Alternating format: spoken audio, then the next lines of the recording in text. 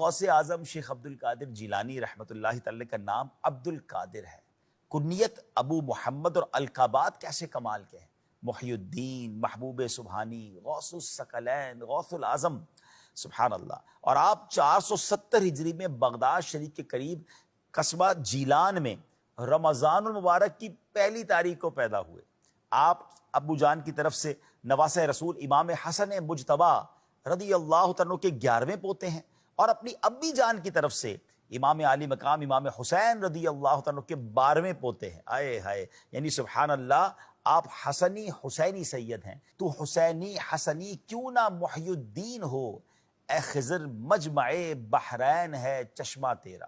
سبحان اللہ، محی الدین کہتے ہیں دین کو زندگی اور تجدید دینے والا، دین کو زندہ کرنے والا۔ مجمع بحرین دو سمندروں کے جمع ہونے کی جگہ۔ کیا خوبصورت اعلیٰ حضرت سیدی غوث اعظم کے خاندان کی طرف اشارہ فرما رہے ہیں۔ آپ کے والد محترم کا نام حضرت سیدنا ابو صالح موسیٰ جنگی دوست، اور والدہ کا نام ام الخیر فاطمہ رحمۃ اللہ تعالی علیہا ہے۔ آپ والد کی طرف سے حسنی ہیں اور والدہ کی طرف سے حسینی سید ہیں، یعنی دونوں طرف کا فیضان حاصل ہو رہا ہے۔ تو اب یہ کہا جا رہا ہے کہ آپ دین اسلام کو زندگی بخشنے والے کیسے نہ ہوں گے؟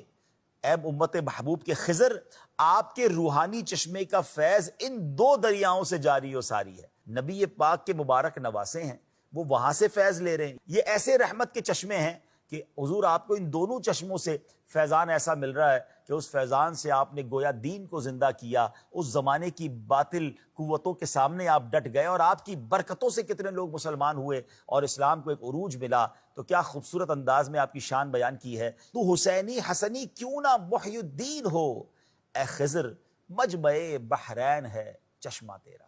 تو حسینی حسنی کیوں نہ محی الدین ہو، تو حسینی حسنی کیوں نہ محی الدین ہو،